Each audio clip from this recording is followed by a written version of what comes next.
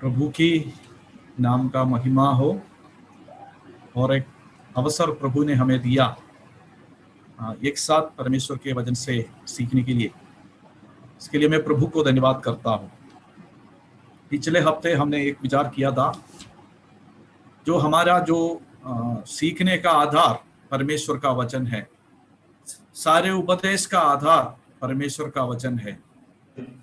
परमेश्वर का वचन का जो खूबियत, परमेश्वर का वचन का कुछ विशेषता हमने पिछले हफ्ते विचार किया था, जिसको पवित्र शास्त्र कहते हैं। पवित्र परमेश्वर का मुंह से निकला हुआ वचन है। ये सब बातें हमने पिछले हफ्ते विचार किया था। ये परमेश्वर के वचन के बारे में और कुछ बातें हम आज देखेंगे। हमने पिछले हफ्ते यशायाह नबी का पुस्तक 34 अध्याय से कुछ बातें, कुछ एक आयत पढ़ा था। यशायाह 34 वर्स 16, यशायाह नबी का पुस्तक 34 अध्याय का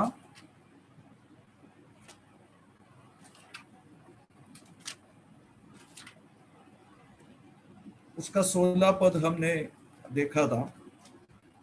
यहोवा की पुस्तक से ढूंढकर पढ़ो, इनमें से एक भी बात बिना पूरा हुआ ना रहेगी, कोई बिना जोड़ा ना रहेगा, क्योंकि मैंने अपने मुंह से यह आज्ञा दी है और उसी की आत्मा ने उन्हें इकट्ठा किया है। हमने ये विचार किया था, परमेश्वर का वचन बाइबल परमेश्वर के मुंह से निकला हुआ बातें हैं। परमेश्वर के आत्मा का प्रेरणा से लिखा हुआ है। इसके संबंध में कुछ बातें आज हम देखेंगे। परमेश्वर की संबंध का जो बातें हमें प्रकट किया है, ऐसा प्रकट करने का आवश्यकता क्या है, ये बाइबल के संबंध में कुछ बातें हम देखेंगे। पहला बात है, ये परमेश्वर का रेवलेशन है। परमेश्वर ने हमें प्रकट किया हुआ वचन है।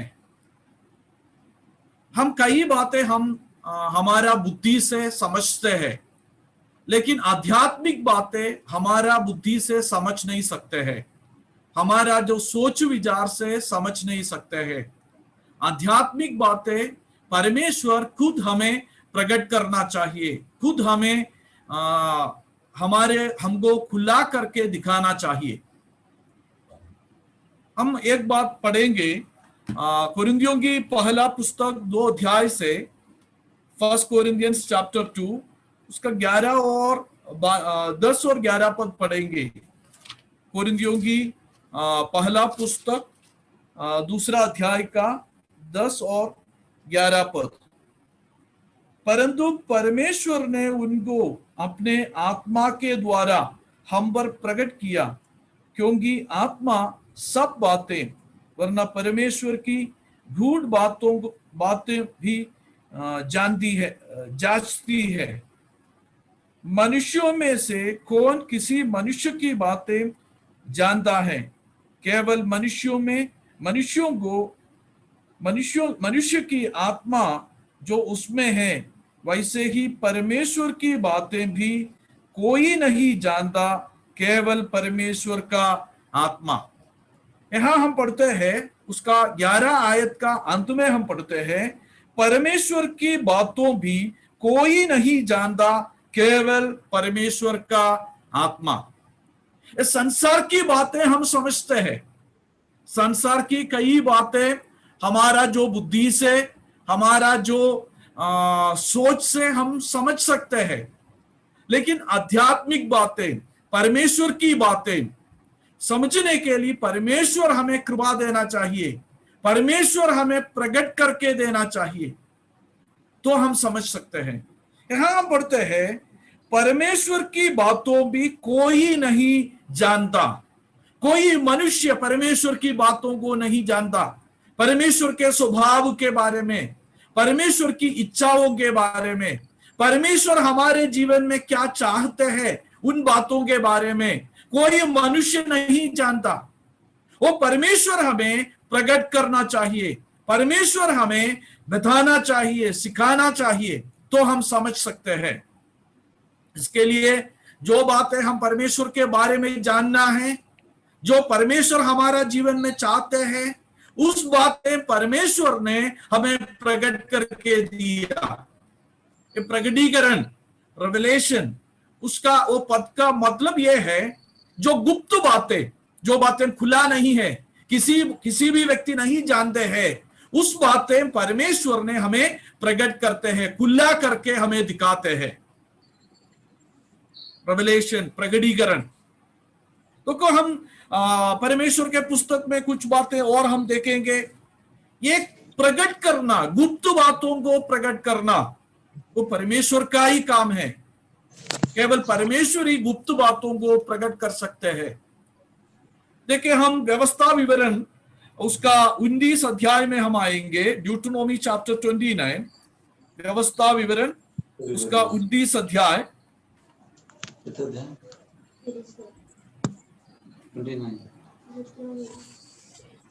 ड्यूटोनॉमी 29, व्यवस्था विवरण 19 अध्याय उसका 19 पद, 29 वर्स 29।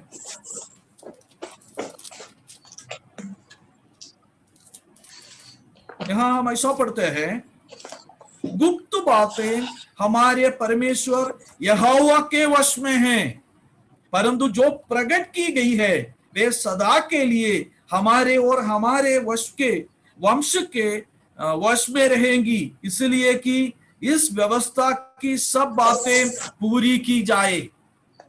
परमेश्वर ने जो बातें हमें प्रकट करके दिया है वो हमारे लिए दिया है, हम उसका पालन करने के लिए, हम उसके अनुसार चलने के लिए, हमारा जिंदगी परमेश्वर के वचन के आधार पर आगे बढ़ाने के लिए। लेकिन जो बातें गुप्त है उसके बारे में हम यहां पढ़ते हैं, गुप्त बातें हमारे परमेश्वर यहोवा के वश में हैं। तो परमेश्वर जो आध्यात्मिक बातों के बारे में, आत्मा के संबंध में बात, परमेश्वर की संबंध के बात परमेश्वर हमें प्रकट करके देगा तो हम समझ सकते हैं। आगे भी हम आएंगे दानियल के पुस्तक में, वहां भी हम एक बात पढ़ते हैं। दानियल के पुस्तक 2 अध्याय का 28 पद, book of Daniel chapter 2 verse 28। दानियल के पुस्तक 28 अध्याय उसका 2 अध्याय उसका 28 पद, वहां पढ़ते हैं, परंतु भेदों का प्रकट करता परमेश्वर स्वर्ग में है और उसी ने नबूकदनेस्सर राजा को जताया है कि अंत के दिनों में क्या क्या होने वाला है। तेरा स्वप्न और जो कुछ तूने पलंग पर पड़े हुए देखा वह यह है। यहां हम इस अध्याय में हम देखते हैं, जो बाबिलोन का जो राजा नबूकदनेस्सर ने एक स्वप्न देखा, उसका अर्थ क्या है वो समझा नहीं। उसके बारे में वहां के सारे शास्त्रीय लोगों को पूछा, स्वप्न बताने वाले लोगों को पूछा, लेकिन वो स्वप्न के बारे में और उसके अर्थ के बारे में बताने के लिए बाबिलोन के राज्य में कोई भी व्यक्ति नहीं था। लेकिन दानियल, परमेश्वर के दास दानियल कहते हैं, मैं उसका स्वप्न बताऊंगा। लेकिन दानियल यहां क्या कहते हैं, देखो, परंतु भेदों का प्रकट करता परमेश्वर स्वर्ग में है। जो गुप्त बातों को प्रकट करने वाला एक परमेश्वर स्वर्ग में है। परमेश्वर के बारे में हम पढ़ते हैं, परमेश्वर के लिए कोई बात गुप्त नहीं है। परमेश्वर के आंखों के सामने सब कुछ नंगा है, सब कुछ खुला है। कोई भी बात परमेश्वर के लिए गुप्त नहीं है। गुप्त बातों को परमेश्वर प्रकट करते हैं। जो बातें हमें सिखाना चाहते हैं, हमें समझाना चाहते हैं, हमसे बताना चाहते हैं, उस बातों को परमेश्वर प्रकट करते हैं। हम आगे आएंगे, मत्ती रचित सुसमाचार में हम आएंगे, वहां भी हम एक बात देख सकते हैं। मत्ती रचित सुसमाचार 16 अध्याय, वहां उसका 13 से लेकर 17 तक हम पढ़ेंगे। Matthew chapter 16 verses 13 to 17, मत्ती रचित सुसमाचार 16 अध्याय का 13 से लेकर 17 तक आयत। देखो ऐसा वहां हम ऐसा पढ़ते हैं, यीशु कैसरिया फिलिप्पी के देश में आकर अपने चेलों से पूछने लगा कि लोग मनुष्य के पुत्र को क्या कहते हैं।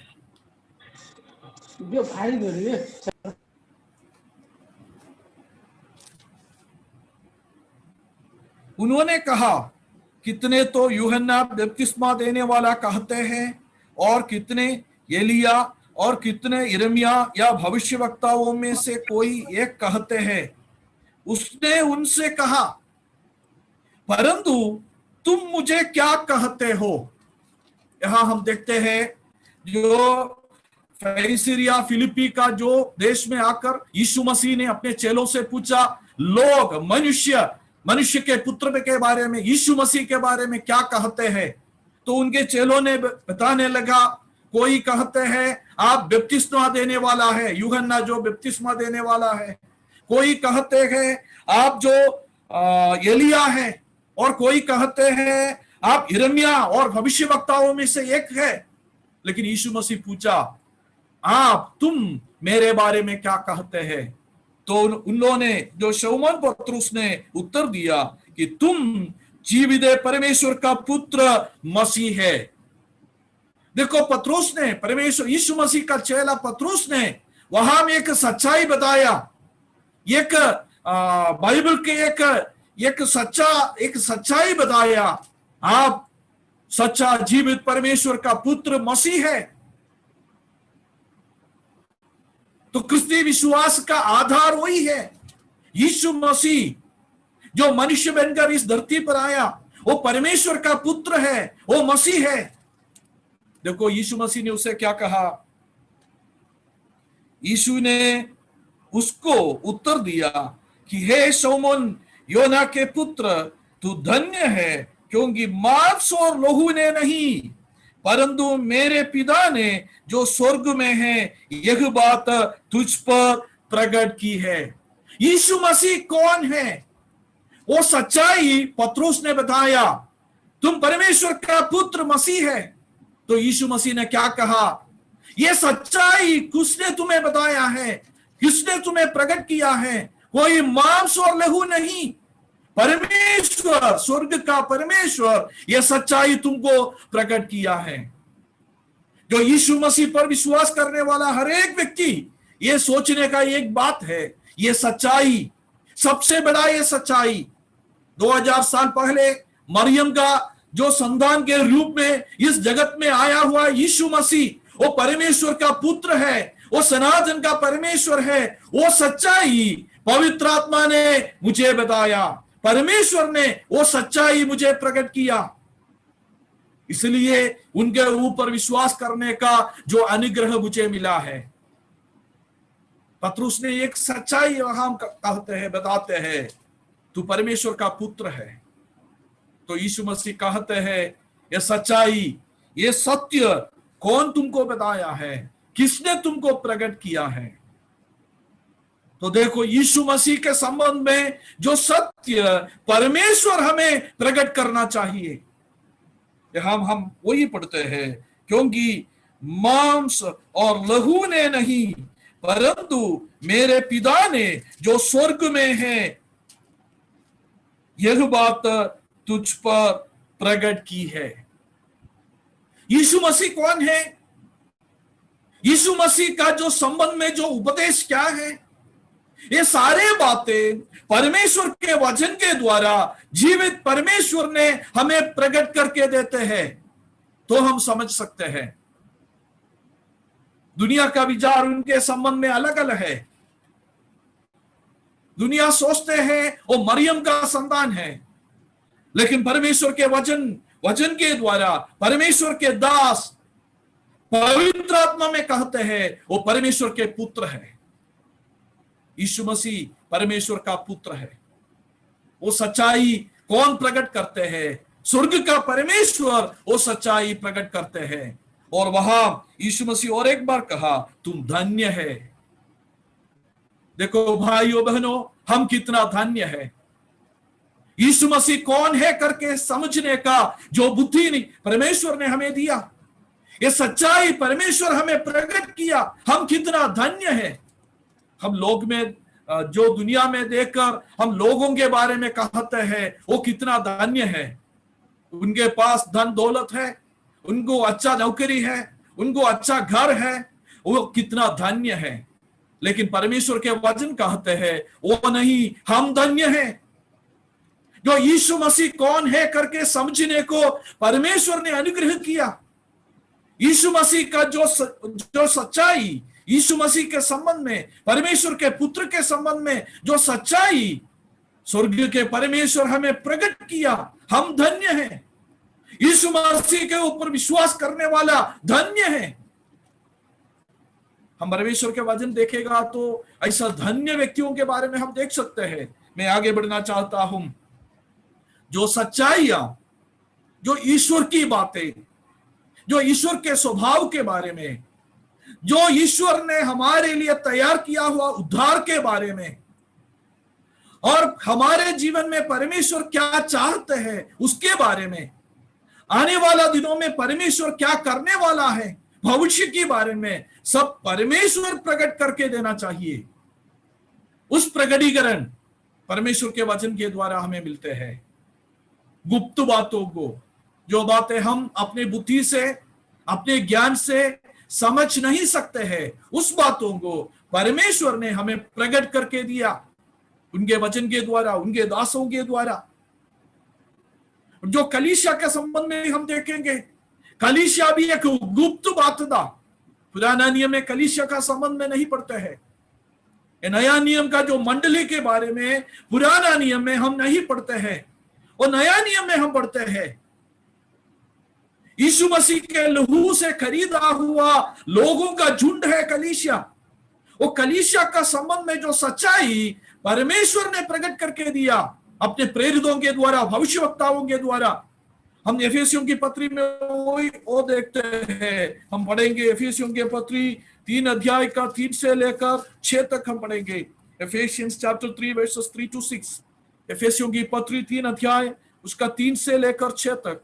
अर्थात यह के कि वह भेद मुझ पर प्रकाश के द्वारा प्रकट हुआ, जैसा मैं पहले संक्षेप में लिख चुका हूं, जिससे तुम पढ़कर जान सकते हो कि मैं मसीह का वह भेद कहां तक समझता हूं, जो और समयों में मनुष्यों के संतानों को ऐसा नहीं बताया गया था, जैसा कि आत्मा के द्वारा अब उसके पवित्र प्रेरितों और भविष्यवक्ताओं पर प्रकट किया गया है।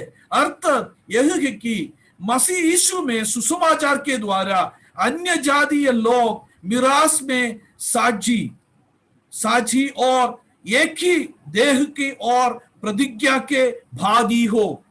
यहां हम पढ़ते हैं जो कलीसिया का संबंध में जो भेद, जो गुप्त बात, जो मिस्ट्री, उसके बारे में हम यहां पढ़ते हैं। वो पुराना नियम में पहले के समय लोगों को प्रकट नहीं किया था, लेकिन अभी प्रेरितों के द्वारा, भविष्यवक्ताओं के द्वारा परमेश्वर ने प्रकट करके दिया है। वो क्या सच्चाई है वहां हम पढ़ते हैं, सुसमाचार के द्वारा अन्य जातीय लोग।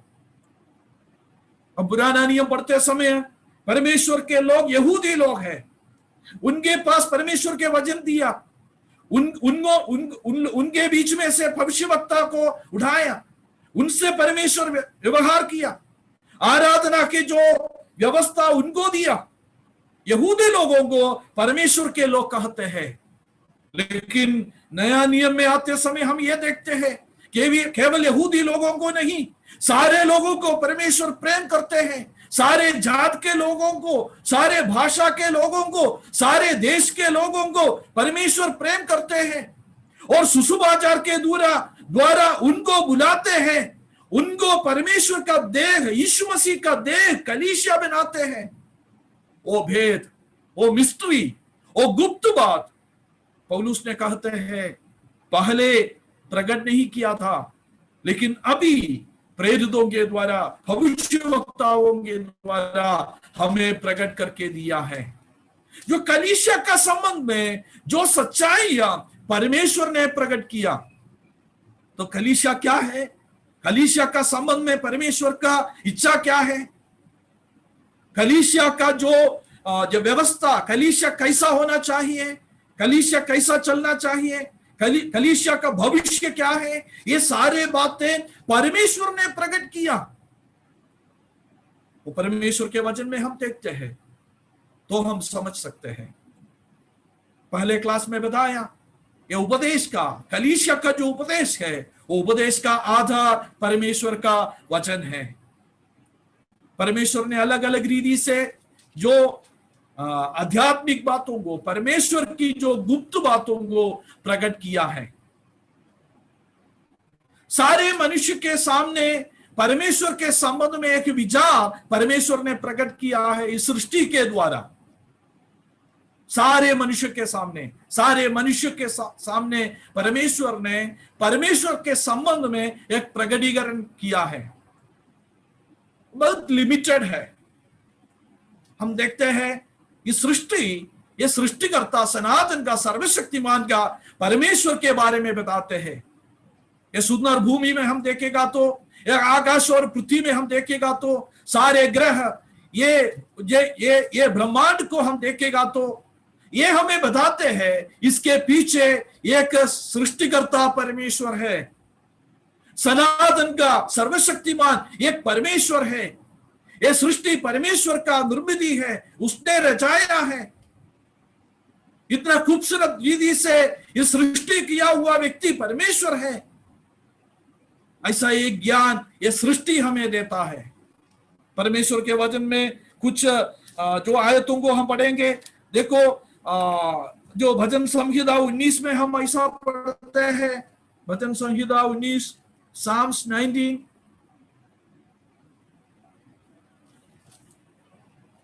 भजन संहिता 19 का पहला पद देखो।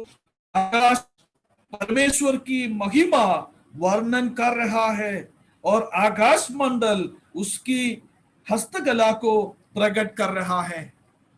अरे आकाश और आकाश के मंडल क्या बताते हैं? परमेश्वर की महिमा बताते हैं। जो आगे पदों को, आयतों को हम पढ़ेगा तो उसके संबंध में और भी बातें हम देख सकते हैं। और आगे हम आएंगे जो रोमियो की पत्री दूसरा अध्याय, रोमियो की पत्री में आएंगे, पहला अध्याय,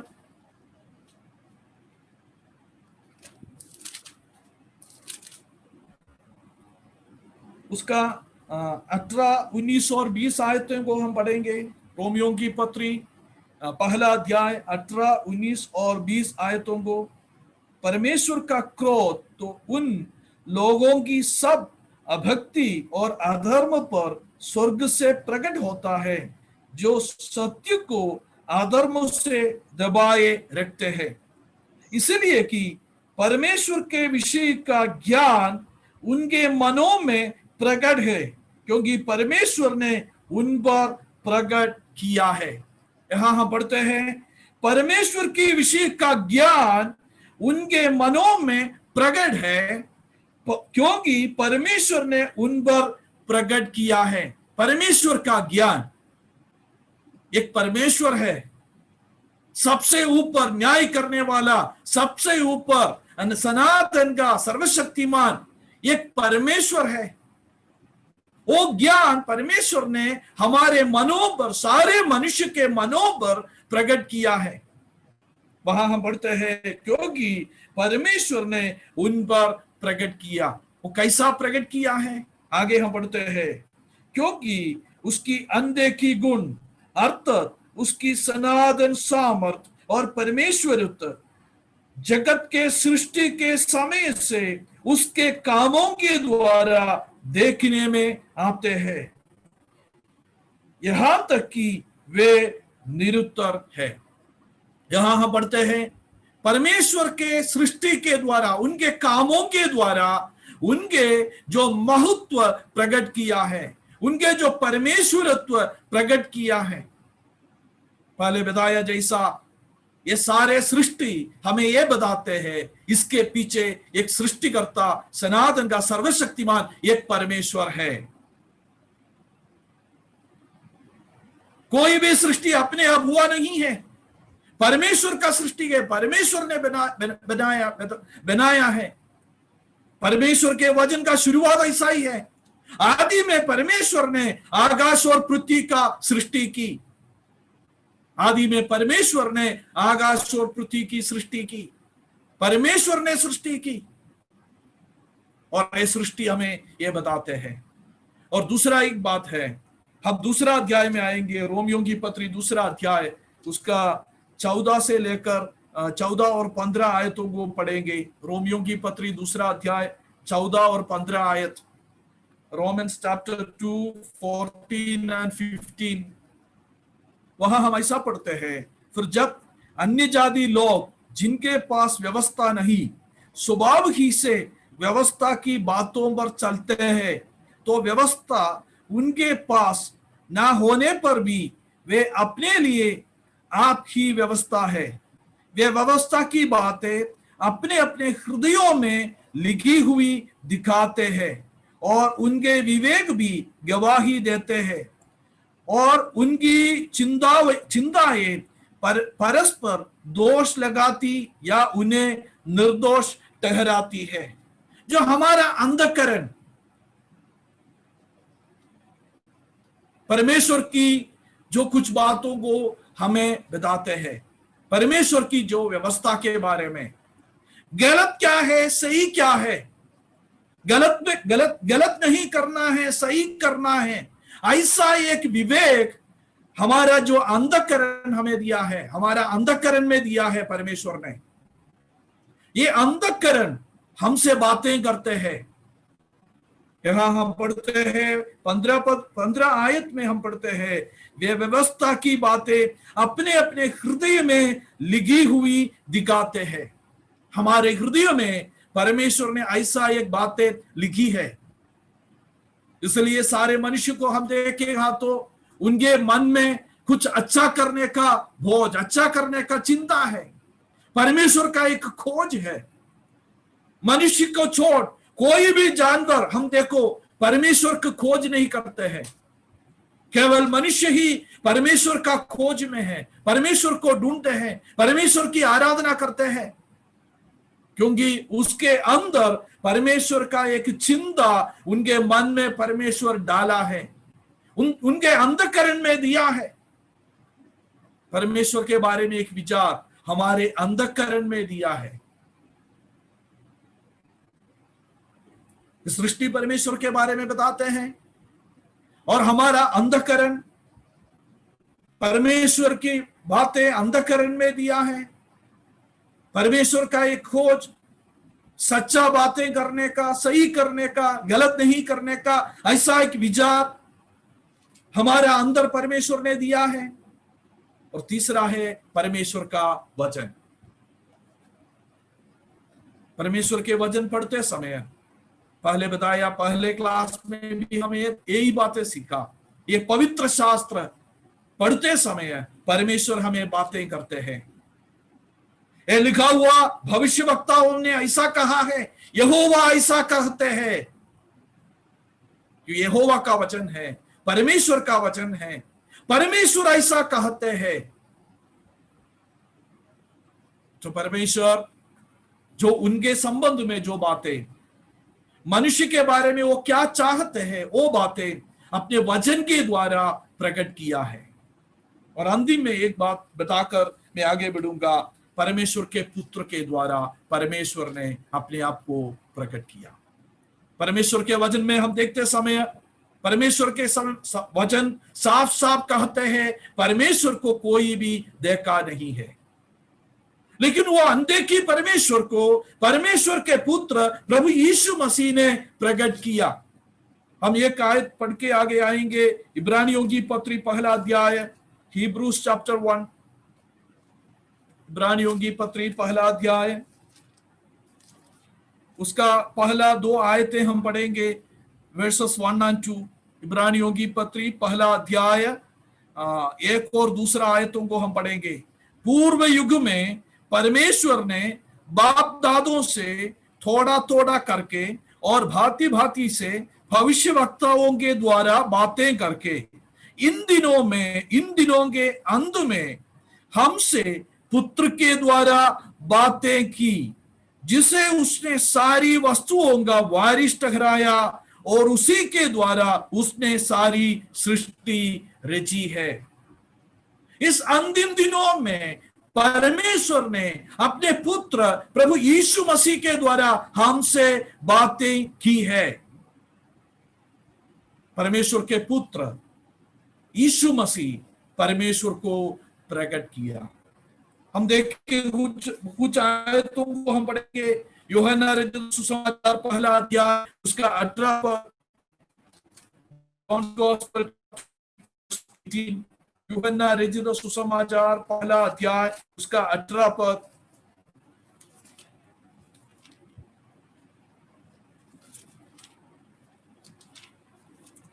वहां ऐसा पढ़ते हैं, परमेश्वर को किसी ने कभी नहीं देखा।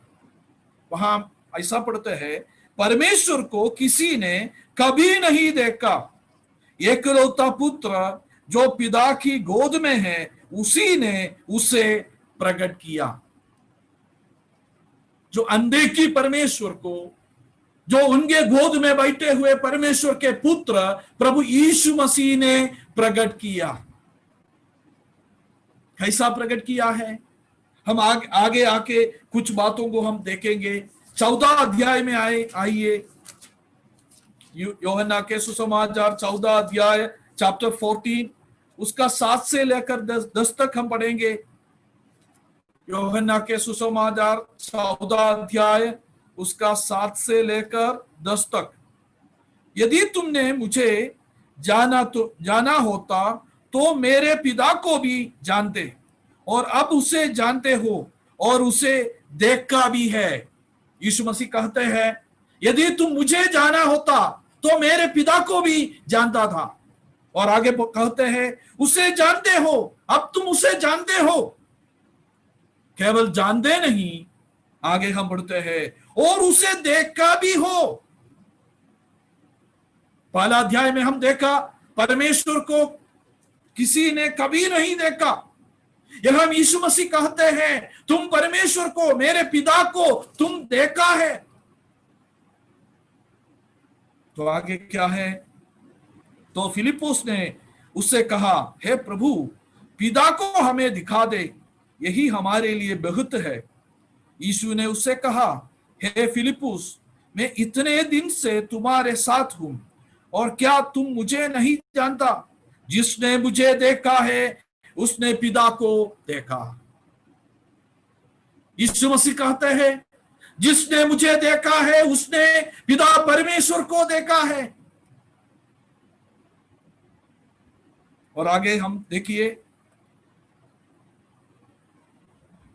तू क्यों कहते हैं कि पिता को हमें दिखा? क्या तू प्रतीति नहीं करता कि मैं पिता में हूं और पिता मुझ में है? यह बातें मैं जो तुमसे कहता हूं अपनी ओर से नहीं कहता, परंतु पिता मुझ में रहकर अपने काम करता है। जो यीशु मसीह कहते हैं, जिसने मुझे देखा है उसने पिता परमेश्वर को देखा है। पिता मुझ पर रहकर पिता अपना काम करते हैं।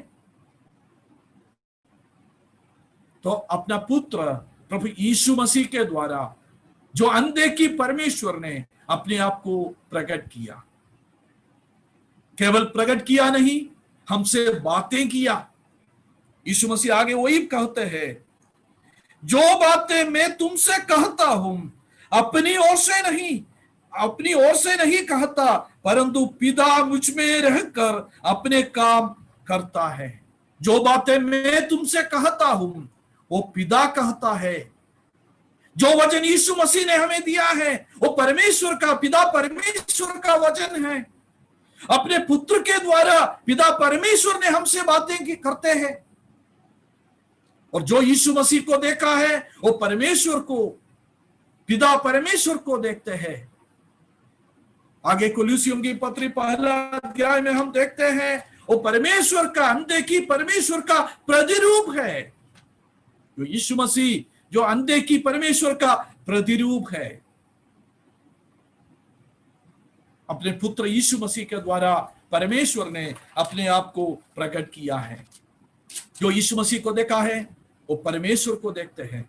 परमेश्वर अनदेखी है, वो सनातन का है। वो सनातन का परमेश्वर मनुष्य का रूप लेकर मनुष्य बनकर हमारे बीच में आया, यीशु मसीह। और यीशु मसीह कहते हैं जो मुझे देखा है वो परमेश्वर को देखते हैं। जो परमेश्वर के पुत्र मनुष्य बनकर हमारे बीच में आया, और यीशु मसीह कहते हैं जो मुझे देखते हैं वो परमेश्वर को देखा है। जो वचन था आदि में परमेश्वर के साथ था, जो परमेश्वर था वो वचन देहधारी होकर हमारे बीच में आया। और जो यीशु मसीह को देखते हैं वो परमेश्वर को देखते हैं। प्रियो, यीशु मसीह के बिना परमेश्वर के पास कोई भी आ नहीं सकते हैं। परमेश्वर के पास आने का रास्ता एक ही है। संसार के हर धर्म ये सिखाते हैं धर्म परमेश्वर के पास आने का रास्ता है, लेकिन एक गलत शिक्षा है। मसीही धर्म के साथ हर एक धर्म, ईसाई धर्म भी, हर एक धर्म इंक्लूडिंग क्रिश्चियनिटी, परमेश्वर के पास आने का रास्ता नहीं है। कोई धर्म के द्वारा कोई भी व्यक्ति परमेश्वर के पास नहीं आते हैं। परमेश्वर के पास आने का मार्ग एक ही है, यीशु मसीह। और यीशु मसीह के द्वारा परमेश्वर ने अपने आप को प्रकट किया है। जो यीशु मसीह के पास आते हैं वो परमेश्वर के पास आते हैं। जो यीशु मसीह को देखा है वो परमेश्वर को देखा है। जिसके जीवन में यीशु मसीह है उनके जीवन में परमेश्वर है। परमेश्वर और यीशु मसीह अलग नहीं, एक ही है। यीशु मसीह कहा मैं और पिता एक ही हूं। I and the Father are one। मैं और पिता एक ही हूं। जो मुझे देखा है वो पिता को देखा है। मेरा बिना कोई परमेश्वर के पास नहीं आते हैं। अपने पुत्र यीशु मसीह के द्वारा परमेश्वर ने अपने आप को प्रकट किया। इस बाइबल के नया नियम के पुस्तक पढ़ते समय यीशु मसीह के वचन हम देखते हैं। 3.5 साल इस दुनिया में रहते समय उसे कई बातें सिखाया। उसके मुंह से निकले हुए बातें उनके जो प्रेरितों ने पवित्र आत्मा के प्रेरणा से लिखकर हमारे हाथ में दिया है। और यीशु मसीह का वचन है, परमेश्वर का वचन है, जो हम पत्रियों में आएगा तो पत्रियों के द्वारा सारे उपदेश हमको लिखकर दिया है। जो यीशु मसीह के संबंध में जो उपदेश वहां हम देखते हैं, कलीसिया का संबंध में जो उपदेश वहां हम देखते हैं।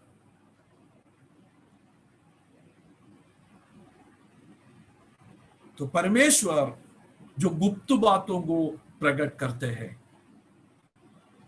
उस गुप्त बातों में क्या क्या है? यीशु मसीह के जो संबंध में जो सच्चाई है, पतरुस ने जब यीशु मसीह के बारे में बताया तू परमेश्वर का पुत्र मसीह है करके कबूल किया, तो यीशु मसीह कहा जो पिता ने तुमको ये प्रकट किया है। जो यीशु मसीह के संबंध में जो उपदेश परमेश्वर ने प्रकट करके दिया, परमेश्वर प्रकट करेगा तो हम समझ सकते हैं। जो कलीसिया का संबंध में जो उपदेश परमेश्वर ने प्रकट करके दिया, वो एक भेद था, मिस्ट्री था, एक गुप्त बात था। लेकिन अपने प्रेरितों और भविष्य वक्ताओं के द्वारा परमेश्वर ने वो गुप्त बातों को हमें प्रकट करके दिया। पवित्र आत्मा की सहायता से प्रेरितों ने वो लिखकर हमारे हाथ में दिया। परमेश्वर के वचन, जो गुप्त बातों को परमेश्वर के वचन के द्वारा परमेश्वर ने हमें प्रकट करके दिया है। भाइयों बहनों, कि परमेश्वर के वचन को हम देखेंगे, परमेश्वर के वचन हम पढ़ेंगे, परमेश्वर के वचन की सच्चाइयों को हम सीखेंगे। और एक बात मैं बता के बंद करूंगा, कई लोग ऐसा बताते हैं ये बाइबल में परमेश्वर का वचन है, वो गलत बात है। कई लोग ऐसा कहते हैं बाइबल में परमेश्वर का वचन है, वो गलत बात है। बाइबल में परमेश्वर का वचन है ऐसा नहीं, ये बाइबल, ये पुस्तक परमेश्वर का वचन है। उसका फर्क समझा? ये बाइबल में परमेश्वर का वचन है, उसका मतलब ये बाइबल में परमेश्वर का वचन है और भी बातें हैं, ऐसा नहीं। आदि से लेकर अंत तक ये परमेश्वर का वचन है।